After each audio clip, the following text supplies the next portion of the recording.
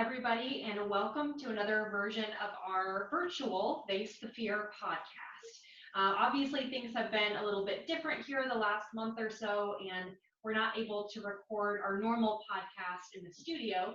So we've transitioned to doing a little bit more of a virtual video type of podcast. So hopefully you are enjoying this different type of content. We may keep doing this even once things are a little bit more back to normal and we are back in the office. But today is a really awesome day because we are finally talking about student loans, which I know have been a much requested topic for a long time. And we have an excellent host to help us dive into that today. David Hessel is a financial planner that we've been actually collaborating with on Face the Fear for a while. You've probably read several of his articles that we've posted to the Face the Fear website. And so we're just really excited to finally jump into this topic a little bit more, get some of your questions answered. And so with all that said, I will go ahead and turn it over to David to just tell you a little bit more about himself and why he is an expert in student loans. Well, thank you for both having me. I've been a listener of the podcast for a while, and I'm excited to finally be a guest. So thanks for having me. I've been in the financial planning world for about 7 years now. I graduated from Marquette with a finance degree, and I had known I wanted to be a financial planner going to school. It was something actually my parents shared with me while I was young. I was in high school, and I was able to sit in on some of the meetings that they had with their financial advisor at the time at the dinner table, and so it got me introduced into that. And I think the open dialogue at home was really good that I did have that. So I had known I wanted to do this. I started my career at one of the large broker dealers and have since transitioned to a different firm. I work with Global View Capital Advisors today. And we focus on financial planning, really looking at the holistic plan for people. I'm a millennial myself, so it's great that I was able to be a guest on this. We do happen to work with a lot of millennials. And through that process, as we've been looking at their holistic plan, a lot of times we noticed that there were barriers in the plan, which has to do with debt and budgeting and initial things of getting a financial plan set up. But student loans always happen to be one of those big rocks that we had to work around. So it was really through me seeing some of the challenges that my clients had who happen to be student loan borrowers. And I found there's a designation now, only a couple years old in our industry, because student loans is a growing matter that needs to be taken care of.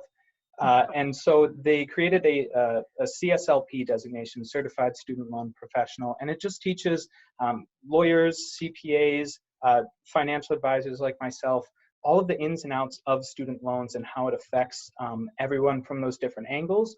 And then different repayment strategies, different consolidation, public service loan forgiveness, a lot of these things that you hear talked about in the industry right now, we'll cover today. But that's a little bit of the background. So we will help our borrowers, our clients, figure out the best plan for their student loans. And then we'll incorporate that into the rest of their financial picture, which is really what the overall goal is. You want to create a plan for this debt. But then after that plan is created, what other steps can you start putting into your financial picture to really enhance that? And that's what you guys are all about sharing with people. So I think this will be a fun conversation. Yes. Absolutely. And I know that the whole reason that we decided to really come together and do a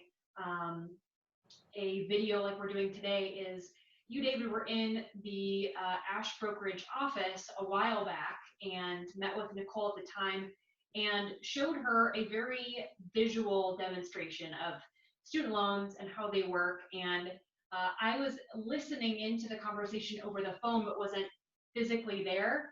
And I just remember Nicole being like, wow, as she's watching you do this demonstration. And so I learned so much even listening to it over the phone, but I'm really excited that we'll get to visually see that today and share that with our viewers and our audience as well. So if it's a good point for you now, do you want to go ahead and just jump right into kind of your visual presentation of how student loans work? Yeah, happy to do that. And I've kind of changed my format or my way of teaching people about it. Just as we can try and understand student loans, it's such a large, complex world. By no means in this hour-long podcast could we cover all of those things today. But really, we're just going to look at it from a 30,000-foot view. Let's look at the top-down view and get an understanding of really what's working in that world, but also how does it affect you, and based on the certain loans that you have, what are different strategies that you can move forward with to pay those off. So that's what I'm going to be putting on the board here, and then we can follow up with some questions then after that. Perfect. Excellent. All right. So I think it's easy to help break down the student loan world really in two different areas. There's two sort of strategies that we would want to utilize when paying off the student loans. Student loans are a form of debt, just like any other debt that we have: mortgage, auto loan, could be credit card. And so there's a standard way to pay off that debt. It's called the standard 10-year program. You may have heard of that with your student loans.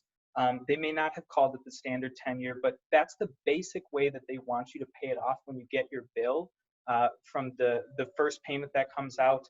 When they calculate that payment, they're going to calculate it on a standard 10-year plan.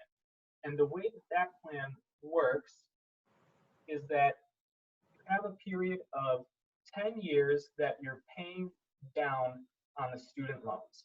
The way they calculate that payment is they're taking your overall balance, they are adding your interest, and they're going to then figure out an even payment. It'll be the same payment that you have up here, will be the same payment that you have down here. And they're going to calculate that payment, figure out what it is per month that you need to pay on that. That's the bill that they give you then at the end of graduating, and what you're going to start paying on. Now, this is the most basic format, and there's different ways to change that. In this example, let's just use, for round number purposes, let's just use someone who is a borrower and has 100,000 student loans. So when you're on the standard 10-year plan, really this strategy has to do with paying off debt. And what do we know is true if you have a balance and an interest rate? When paying off debt, our goal is to pay as much as we can, because we're trying to reduce the interest that accrues over that period of time that you're paying off the loans. When we're looking at it on this side, there's some different things that can be utilized to help extend out the payments. You can use things like an extended plan. You can use things like a graduated repayment plan. And we're not going to get too deep into the details, but you'll hear about some of these things that you can do. Extended plan usually is going to bring it to 20 or 25 years rather than this 10-year period right here. And then graduated is going to actually increase your payments every 2 years.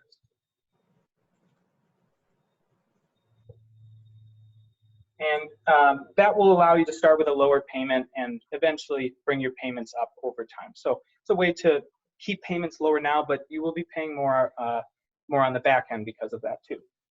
Now, this is an important distinction. Right now, when we're talking about paying off the student loans, we're talking about just in the form of federal student loans. There is a different form of student loan, and that's private student loans. So private student loans still fall on this side that we're going to be talking about today. And the reason for that is that when you have a private student loan, your overall goal still is the same as up here. Whether it's federal, whether it's private, it doesn't matter. Your goal is still that you want to pay as much as you can because you're trying to keep your interest rate as low as possible.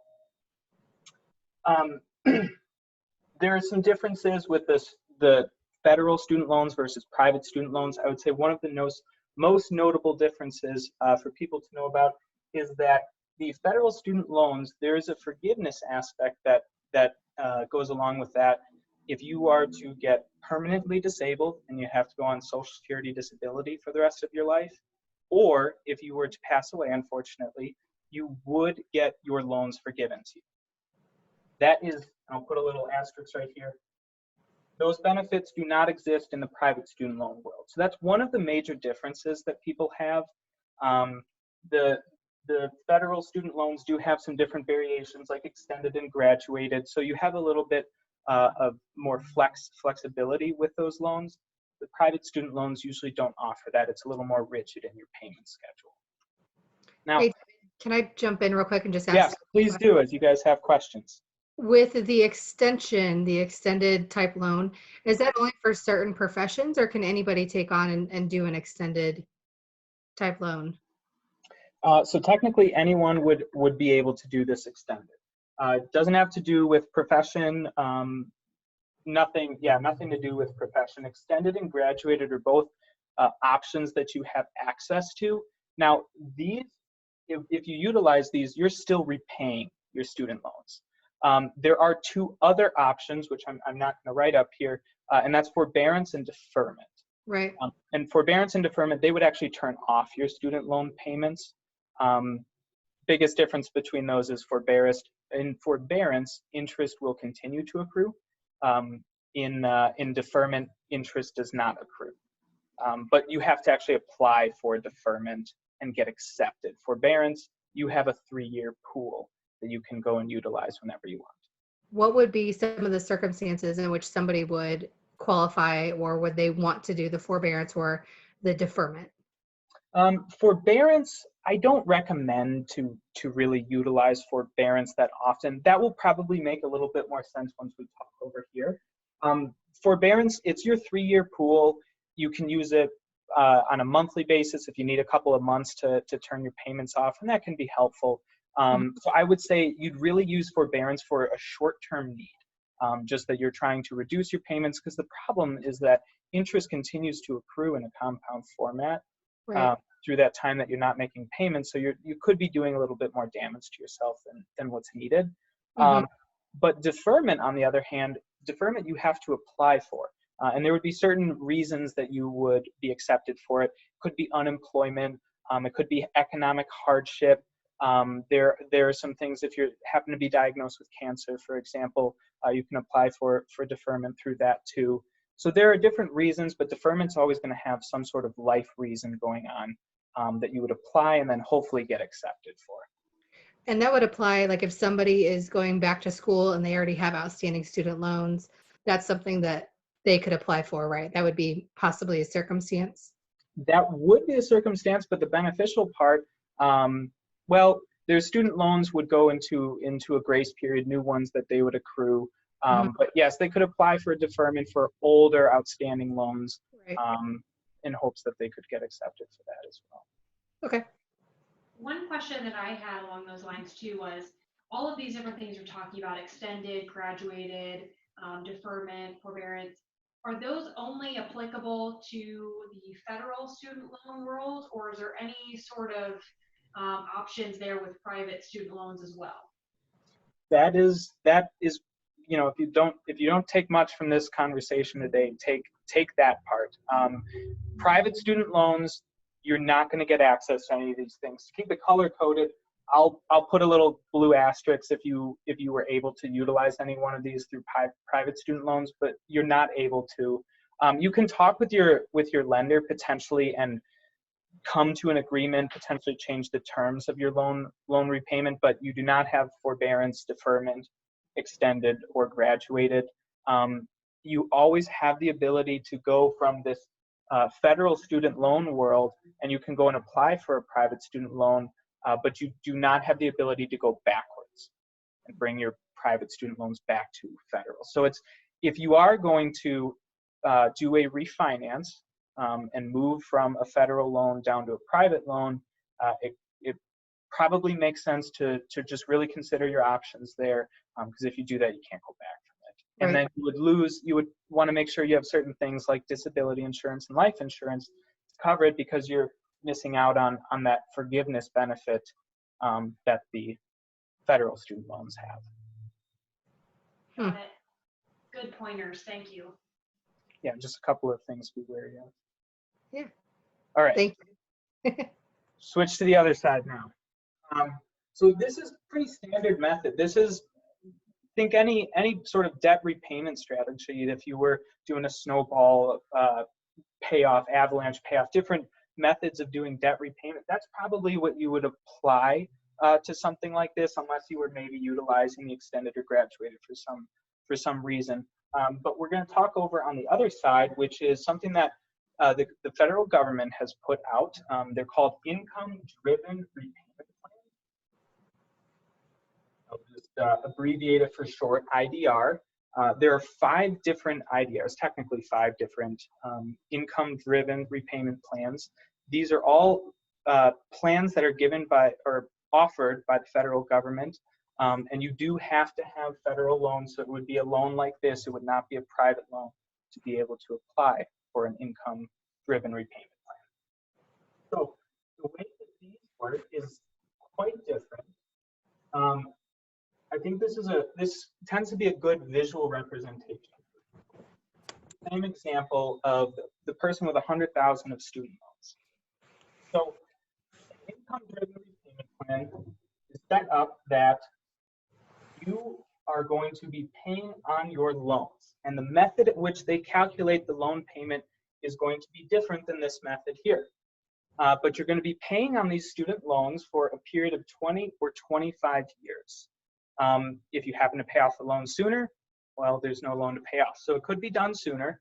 But what happens is at the end of 20 or 25 years, which really the main difference here beyond which plan you pick is if you have loans from graduate school, usually you're going to be at 25 years.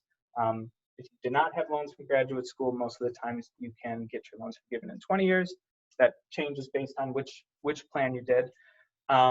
But this would then be forgiven to you if there was any interest or principal left over at the end of the plan. So let's talk hypothetically. We're here in year 1, and we're making our payments on our student loans. If we weren't making enough payments on those loans, what's going to happen is we would expect there to be the growth of interest. If interest happens to grow beyond what your payments could pay off in that year, interest is starting to accrue in these loans. And if that continues to be the case, interest will probably accrue throughout this period of 20 or 25 years. And then what happens at the end is that you would get all of the interest plus any balance that happens to be there as well. All of that would be forgiven to you. Now, here's the major caveat with that forgiveness opportunity. That forgiveness amount will be taxable to you in the form of ordinary income. So let's say you made $100,000 that year, and you have $150,000 that's forgiven. You can just tack that onto your income, and you'll be paying taxes as if you took all of that as income in that year. That's a major thing to be conscious of, is that amount at the end will be taxable to you. Does it have to all be taxable in 1 year, or can you spread that taxation over like 5 years of time, for example? For purposes of the call today, it's going to be all at one time. There are tax strategies that I have seen that people can implement to help in stretching that out. Not often is that the case, though. So we're just going to say, for the purpose of today, yes, it's going to be taxable in that year. So it could be one really large lump sum of money that in a year you're going to be paying a lot on taxes. Sure. When making these payments, the way that they calculate the payments is different, and this is where it starts to get a little more particular. So what they do is they take your adjusted gross income for the year, what you made after taxes. They will subtract 150% of the poverty line. Poverty line will be different based on the state that you live in and your family size. And then they're going to come up with a number called discretionary income. This will create your discretionary income. Once they have the discretionary income, which is just this simple calculation right here, they're going to then take the discretionary income times between 10 and 15%. There is one plan that will utilize 20%, not often used.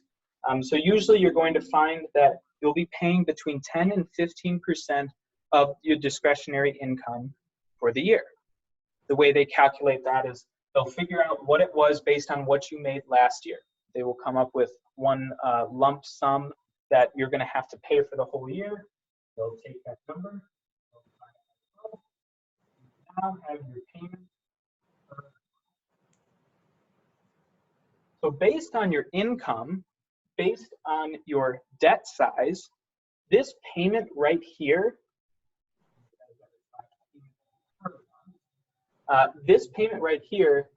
could be drastically different than this payment right here, because over here it has nothing to do with your income.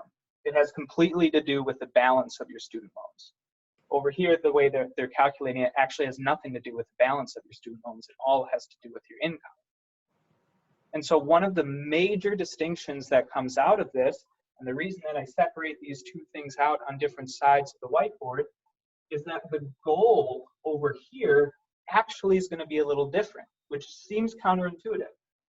Your goal now over here is to pay as little as you possibly can, because you have the opportunity to get forgiveness. And if you have that opportunity, you would want to max out the amount of money that you would get forgiven, both in the balance and the interest. Now, here's the point when you're probably sitting here saying, is this one right for me? Is this one right for me? How would I even figure that out? If this is going to be the payments that we're paying towards the loans, there's one other factor that we need to take into account here, and that's the forgiveness amount. So if you have, let's say, $150,000 forgiven in 25 years, you could probably come up with a pretty good strategy to put that money aside in savings for 25 years.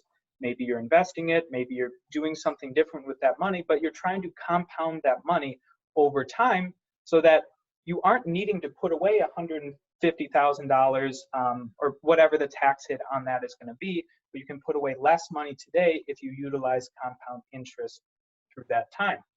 But there's two components on this side. It's the tax savings plus the payments. So here's really your comparison amount now, is that how much on a monthly basis am I needing to put away into my tax savings? And then how much am I needing to pay on a monthly basis based on what we think our income is going to be? Income is going to increase every year, and that's okay. There's calculators out there which I utilize for us to say, what do we think income will be over the next 20 years? We can even, let's shoot really high. Let's say you hit all the raises and promotions that you want to hit, because we don't want that to be a barrier towards your student loan plans. We're just figuring out if the student loan repayment can be enhanced.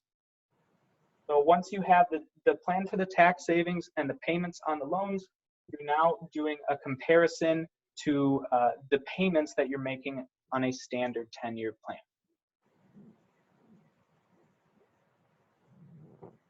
Once you have all of this, once you have these pieces together, we would just run a calculation and look at the overall amount of money that you're paying towards those loans during that time versus the overall amount of money that you're paying towards the loans during this duration of time. If you choose to go over here, depending on your loan amount, if we're looking at $100,000, usually loan payments come out to about 1% of what the overall balance is. So I would expect that the payment per month here would be somewhere in the ballpark of $1,000 per month. And so if you can go over here and lower your payments in your tax savings, let's say this comes out to $500 per month. If you can do that, you have $500 extra in your pocket that now you can then start putting into your financial plan. And that is where you really enhance your student loans, is you take that extra money, the savings that you were able to get each year. Yes, you're going to be paying on loans for longer. But if you can take that and let's say you go invest in more in your 401k, maybe you want to get a down payment on a home put together sooner rather than later. Maybe you have kids and you start saving for their college expenses. But all through that time, it's most important that you figure out what the savings is if you are to be saving any money over here. And don't let that money just sit or bring it back into your budget to then go and spend it. Start to utilize that and start to build your financial picture all throughout that time. And now you're still paying off your debt, you just happen to be doing it in a different format.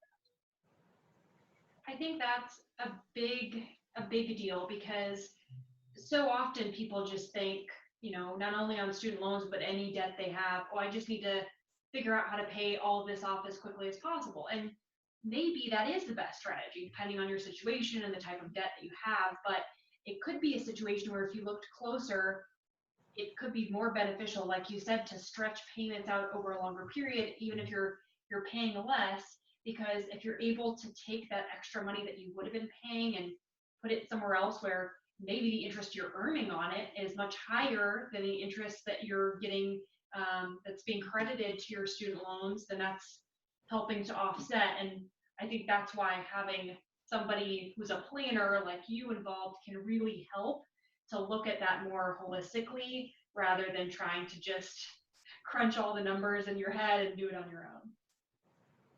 Yes, it can be, this calculation can be a little bit confusing to put together.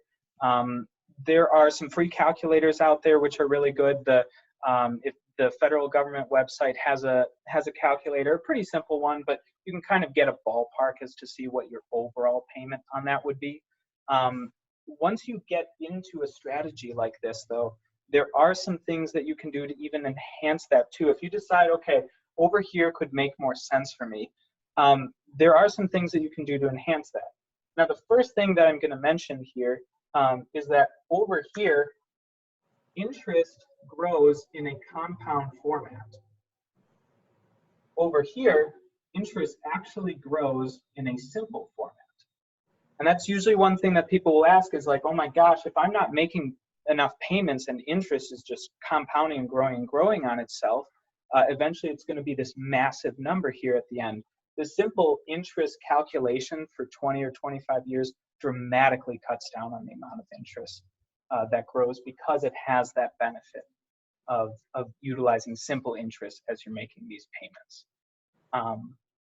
But there is also other things that you can do to enhance that. For example, we're looking at our adjusted gross income. They're using that to make the payments, and this is going to be your income after taxes. There are a couple of things that most people will have access to that could potentially lower this. That would be 401k, potentially 403b contributions that are going to directly lower your adjusted gross income. Now, that money's not going out of your pocket. You're just really moving it from one pocket into another. You still own that, but you've adjusted your income through the taxes. Another one is an HSA, and that's another great bucket that people generally will have access to if they have the right plan, and that can be something else that helps lower the taxes. So you can start to, once you decide that this may be the right path, if this is not the right path, there are things that you can do to even help further enhance this too.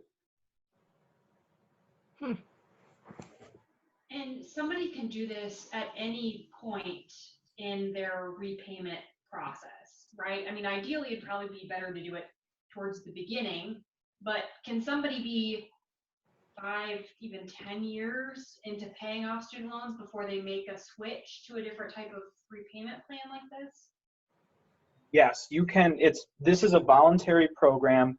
It's voluntary to the point that you have to reapply on a yearly basis. It's actually very, very important that you do that because they don't know what to give you. They don't know how to calculate your payments for the next 12 months if they don't have your income.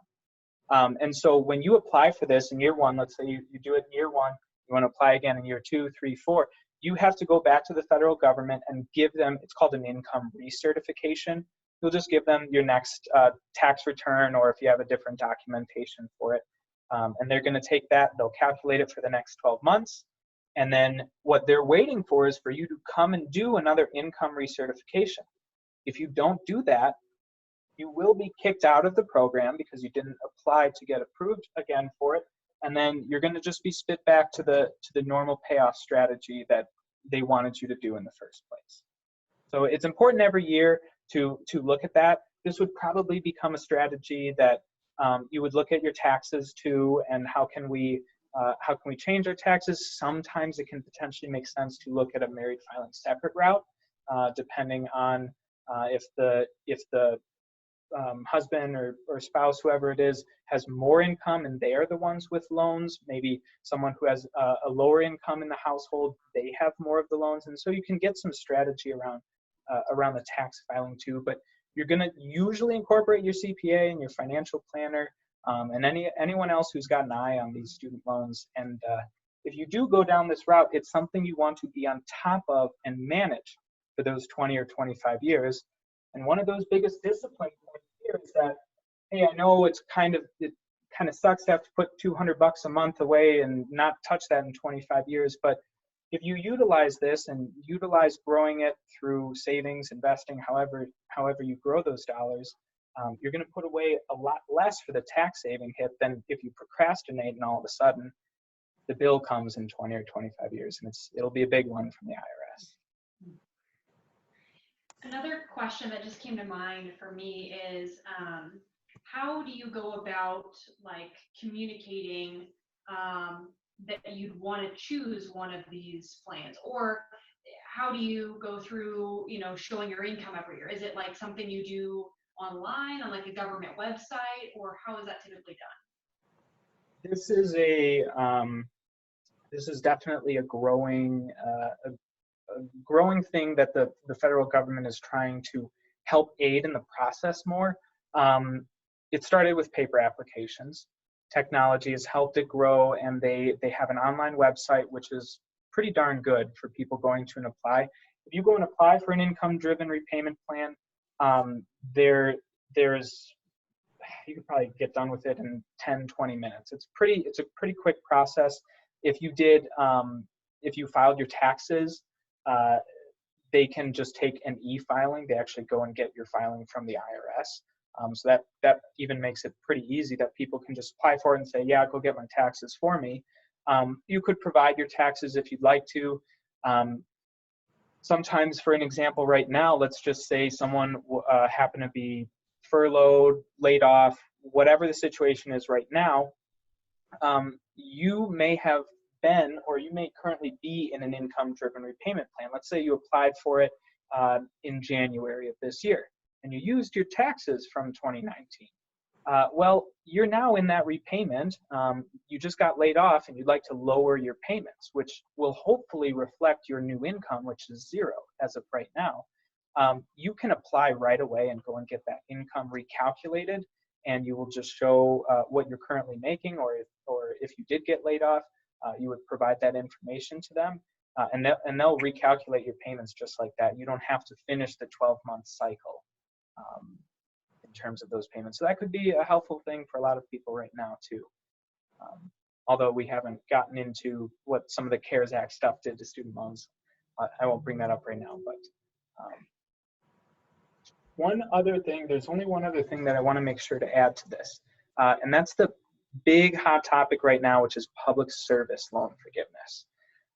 All of this that we have been talking about right now, we have assumed that you are not working in either a government agency or a non-for-profit that would apply or be eligible to be able to be a qualified employer for public service loan forgiveness. But a lot of people definitely get confused there's a lot of media out there about the program being, not a strong program, one that can't really follow through on the forgiveness. And then people also get confused in terms of if public service loan forgiveness has anything to do with this, if it has more to do with this, or how it even works behind the scenes. So it's actually pretty simple. Public service loan forgiveness is just something that you go and apply for. It's not something that you're technically working towards by any means right now, because what you're utilizing is still an income-driven repayment plan. That could be someone who works for a government agency, or it could be your best friend who works for a private corporation. You both could still utilize this income-driven repayment plan.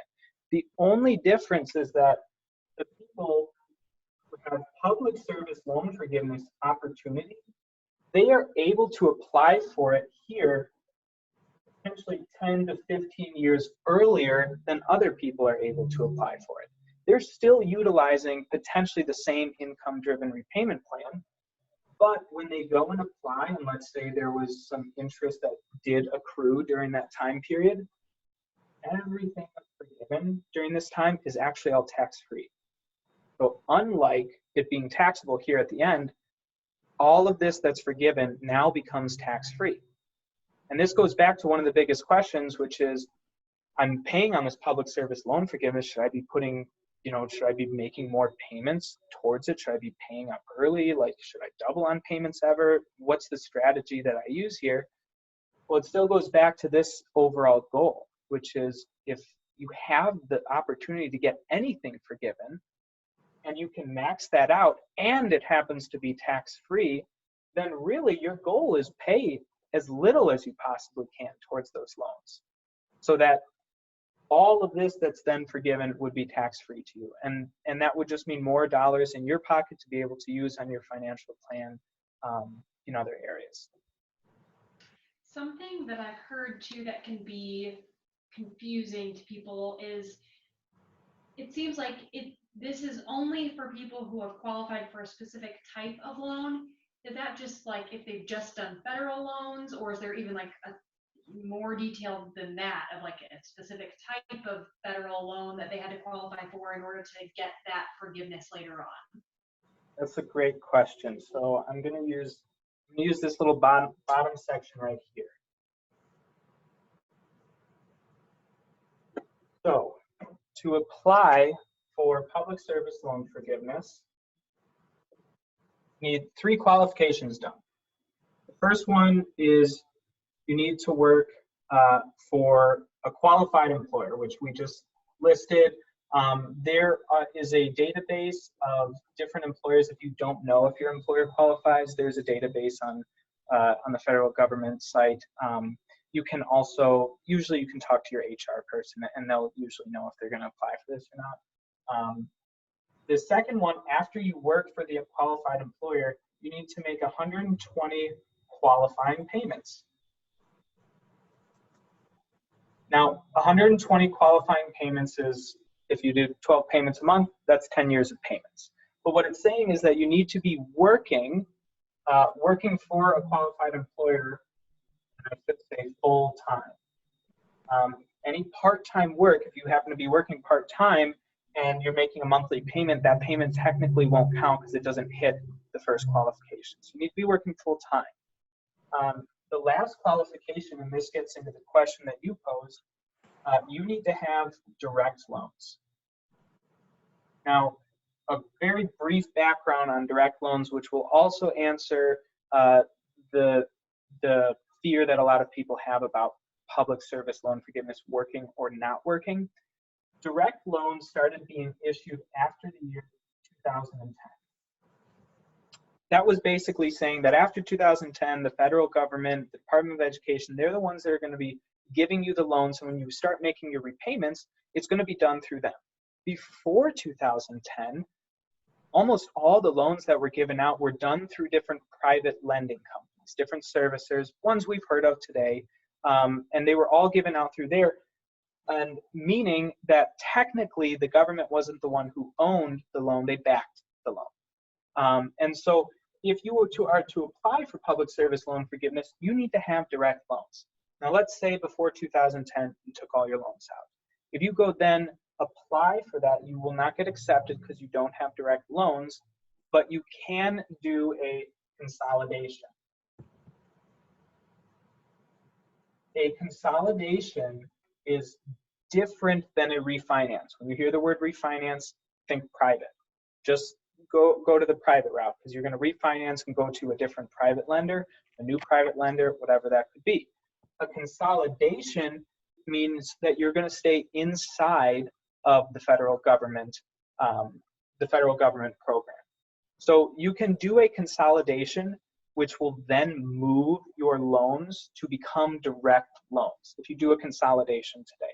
It's very easy to apply, just like you would if you were applying for one of these income-driven repayment plans. Now, here's where things get a little bit interesting for the public service loan forgiveness plan. In 2010, that's when almost we'll say every borrower now that's borrowing from the federal government, they have direct loans. Public service loan forgiveness was put into place in 2008. It takes 10 years to get your loans forgiven. So technically, for anyone that even started the public service loan forgiveness plan, we won't hear about the first people doing anything until 2 years ago, 2018. That would be the first group of borrowers that actually made it 10 years. Now, the other problem is that in 2008, when those borrowers had their loans, that was before the government decided to start making all loans direct.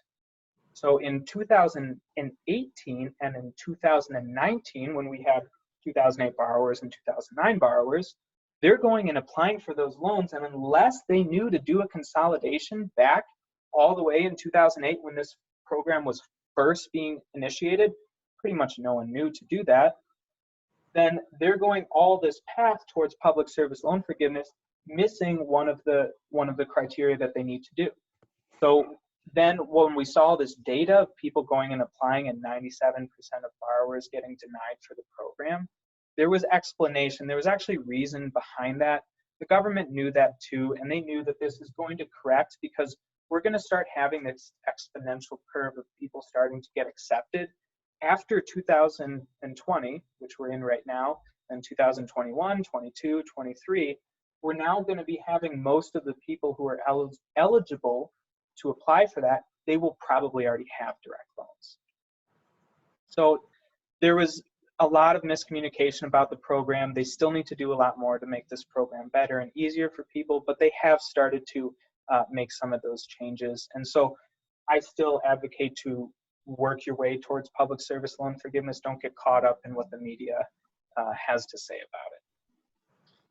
That is so helpful because I think there's just so much misinformation out there, and you see the headlines, which are exactly what you said, like 97% of the people who apply don't qualify and all of that.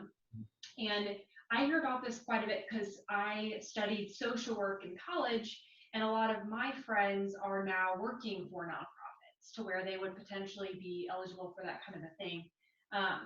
One other quick question I have for you before we can move off of this topic, and Nicole, if you have any questions too, fire them away. But I am wondering if somebody works for a qualifying employer, let's say for 5 years, and then changes jobs and goes and works for a non-qualified employer. Is there any sort of like partial forgiveness of loans, or is that just too good to be true? Yeah, that one's too good to be true, unfortunately. Okay. For teachers, there's a teacher loan forgiveness, which is different than public service loan forgiveness, and it actually does have a 5-year period rather than 10. But there is a cap to that amount that can be forgiven. Public service loan forgiveness technically has no cap. So there can be some strategy. Right now, teachers are the main ones that can benefit from that. But on the bright side, though, let's just say you were going towards public service loan forgiveness. 5 years out, you decide to go to a private corporation. Maybe you make more money. It's just a better decision for your finances. So you go and switch. Technically, you were using an income-driven repayment plan as you were working towards public service loan forgiveness. So if you had 5 years in the bank already and you switch to a private corporation, you technically can just skip public service loan forgiveness and still land at one of these private forgiveness opportunities. So even if you are working there and you don't know if that's going to be the long-term plan, you can just apply for the income-driven plan. And it doesn't matter how long you go out. You're just paying on this plan until the time, if you happen to be here and you meet these criteria, you're just saying, hey, I've done my time with paying on it, and here's my application to get it forgiven. So they're separate. It's a separate program than an income-driven repayment plan. Awesome. When it comes to like the private side of that, is there a reason that somebody shouldn't pay off their student loans as quickly? Not anything to do with this side of here. I would say that kind of gets into you looking at your overall financial plan. For example, right now with the way that interest rates have been going, private student loan refinances have pretty favorable interest rates relative to what we've seen in past history. And so it can make some sense for someone to, let's just say they've got 5% interest rate and they go and apply somewhere else, same payment plan, they can get 3% interest rate. It would be a no-brainer to then go and do that. And if they then go and do that, I think really the only strategy that can come with not paying those off sooner is if you feel that your dollars can be better invested or saved elsewhere relative to your interest rate on the private refinance. But that right there, that goes back to choosing one side or the other. Over here, we're trying to pay as much as we can because we want to keep interest rates low. And this is just the side that private loans are always going to sit on. Because there's no forgiveness opportunity beyond you investing those dollars elsewhere, usually you can't find a major benefit to not pay it off sooner. Yeah.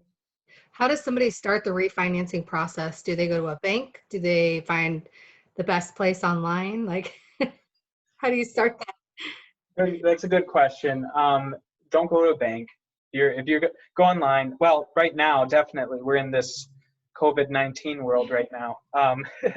So definitely do it online. But in either case, a lot of the lenders have really, really good online programs. I would say you can even start with a Google search of just some of the best lenders out there. There's people in the student loan world who have different blogs and things like that about certain rates that this lender works really well if you're trying to find a 5-year payoff strategy. This one works really well if you're trying to find a 10-year payoff strategy, or if you want variable or fixed interest rate, whatever that may be. You could probably find that online. The one other benefit that you may have is a lot of these lenders, they want borrowers to come to their channel. They want you, if I'm credible and I'm going against SoFi, I want you to come to me and don't go over to SoFi. So what they'll do is they'll work with you probably find them in blogs written on the internet, and they'll put cashback bonuses if you apply through this person's channel that you read about, credible, and so they'll offer a $500 cashback bonus if you happen to go through that channel. So that's one benefit you could potentially find. But now is actually a very good time. If you are currently in a high interest rate loan, I would go and look online, and you can do some pre-applications or just put in your information and see what you would be able to pay it off without actually needing full application. Right.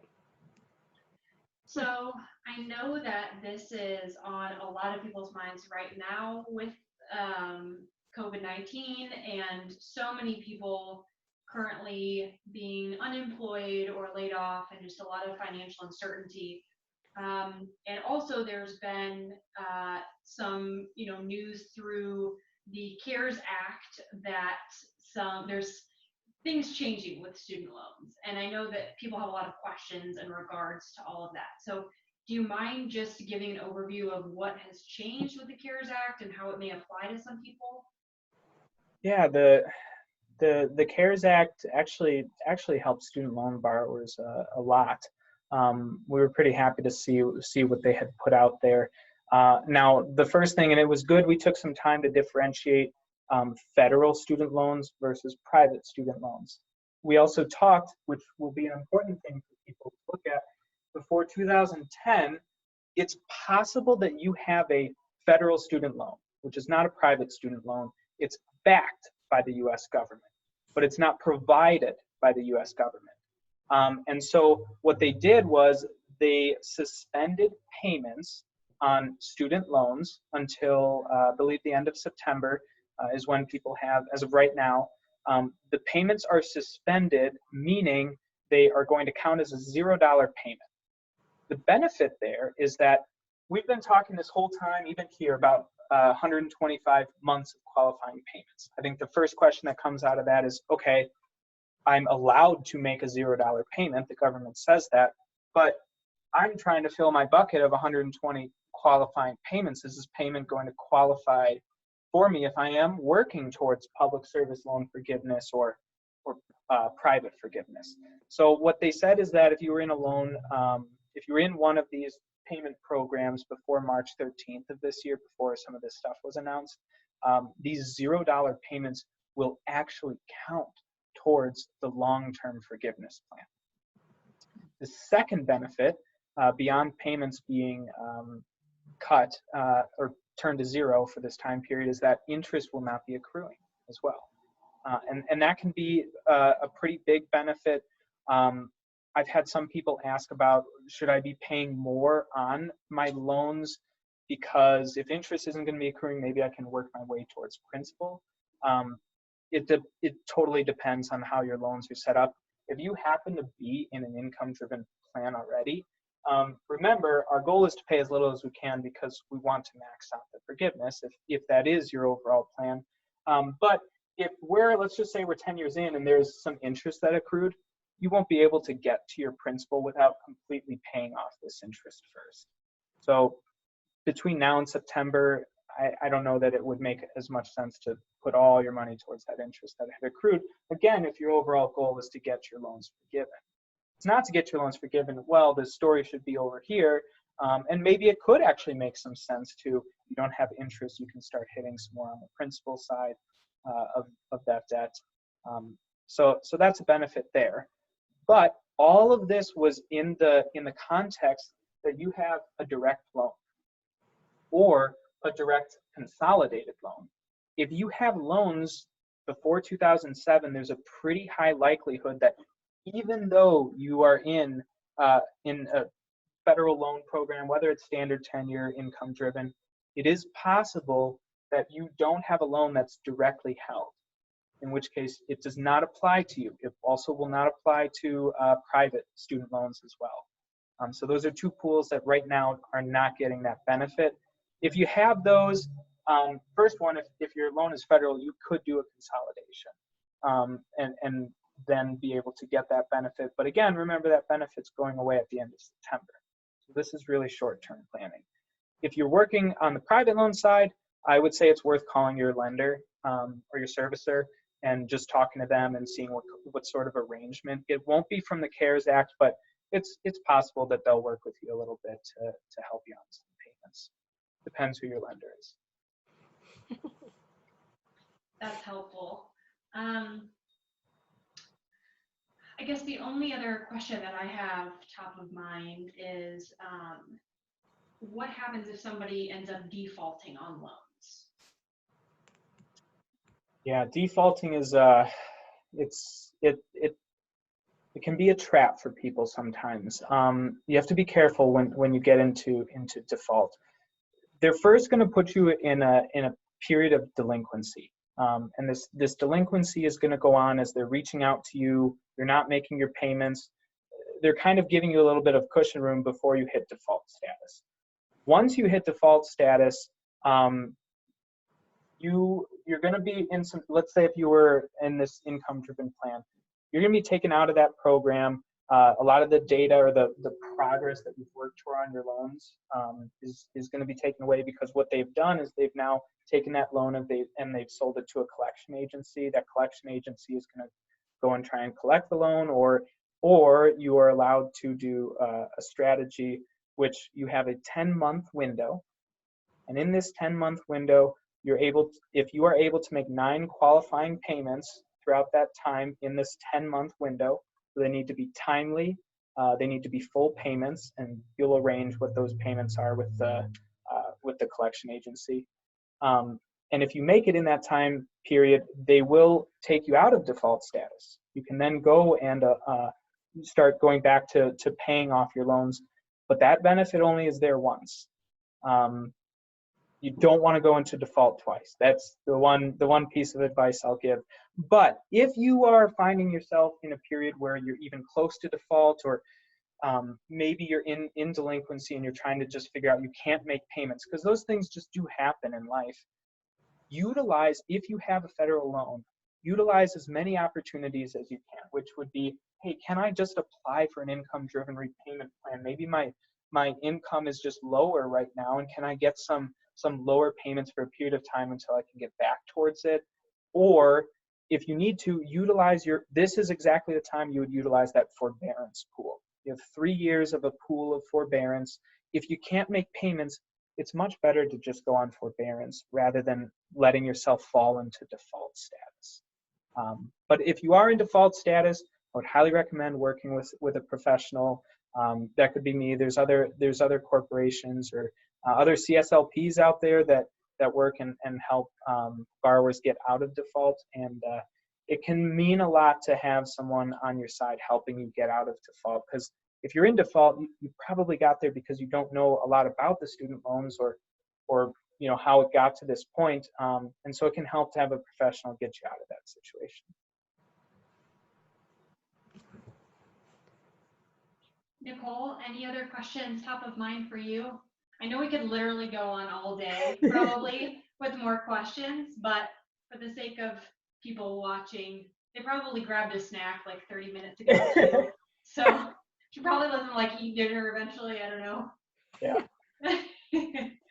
Yeah, I was gonna say I have like 30, to like 50 more questions, but that's okay. We'll have you back, David. It probably would be good to do a second one. And I know student loans, it's good to know everything about it, but it can be draining. It's not it's not the most fun topic. But I think the most important thing to take from this though is that really you're sitting here looking at which sort of strategy should I use to pay off the loans. And I've gotten such a freeing feeling from a lot of my clients who we come to this strategy.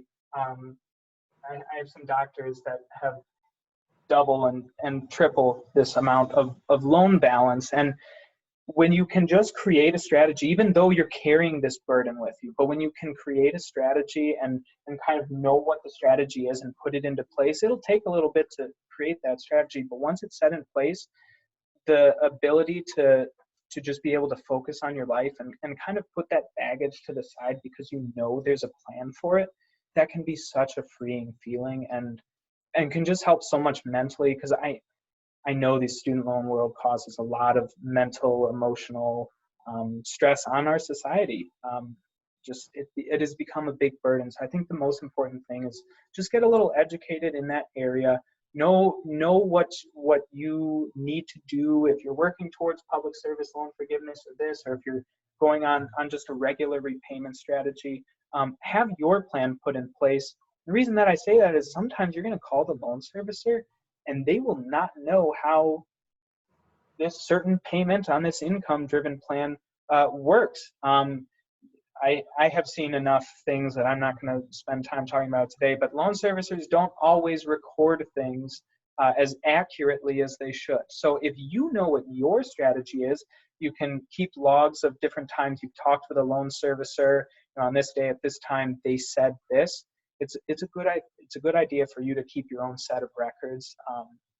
The loan servicer world is notorious for not always getting information accurate. I can attest to that.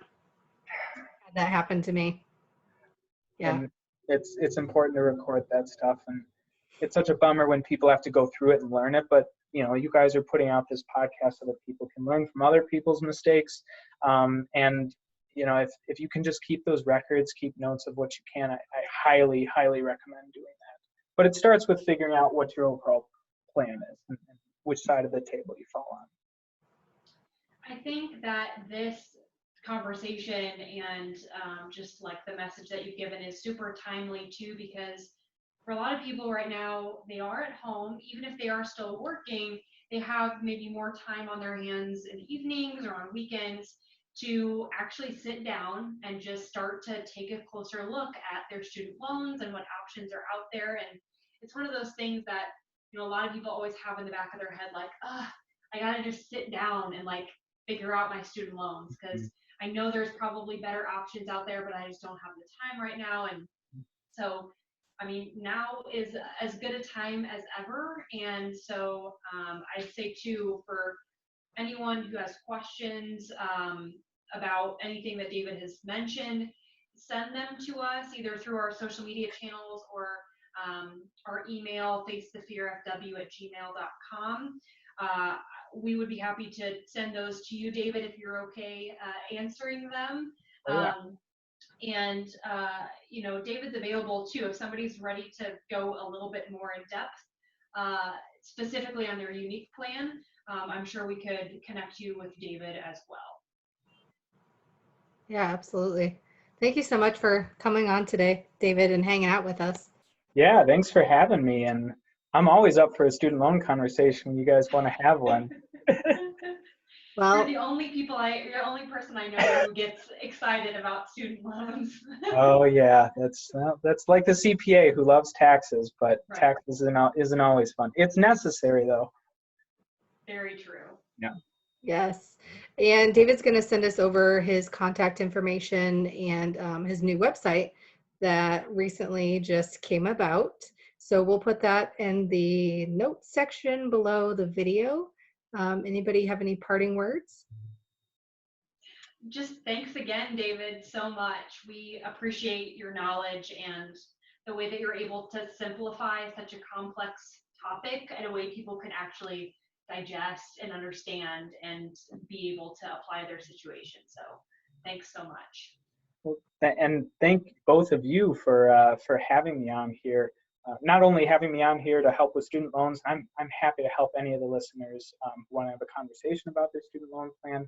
After, you'll be able to find the website and the meeting notes, and you can set up a free consultation. But I want to also thank you two for everything that you're doing for people out there. I'm a financial advisor, millennial myself, and from my own perspective, I feel that our age group just doesn't get the same time and attention that a lot of the other maybe older population or population with more money built up right now will get more attention in our industry. And so I love what you guys are doing, just putting out information for people to read and understand and digest, because there's a lot of moving parts as we're putting together our financial picture, all of us moving forward in the future here. So thank you for all that you guys do, and I'm happy I was able to be a guest. Thank you again. Don't forget, you guys can always check us out at www.facethefearfw.com. Bye. Bye.